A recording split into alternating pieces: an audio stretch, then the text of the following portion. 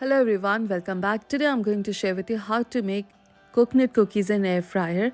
So let's see the ingredients used here. You can take a screenshot of all the ingredients mentioned here in the video description after this video. So let's see. In an empty bowl I've taken 1 cup all-purpose flour. Next we add half cup butter.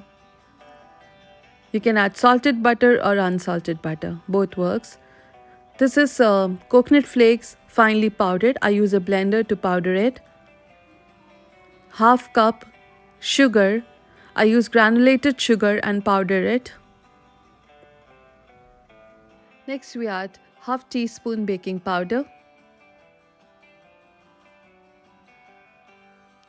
2 tablespoon milk. That's all the ingredients used here. Now make a fine dough out of this. I used my hands later to make the fine dough. That's more convenient for me to, make the dough easily. So this is my new air fryer that I have shown the unboxing video before, and it has a wire rack. Here I'm placing a parchment paper on top of it.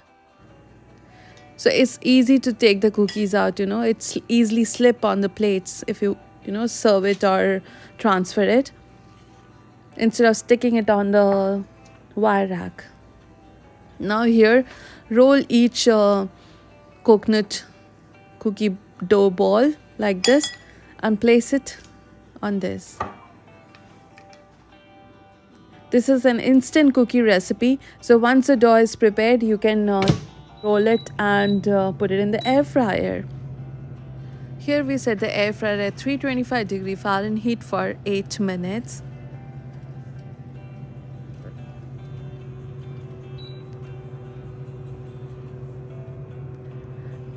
This will cook evenly on both the sides, so there is no need to turn it or flip it.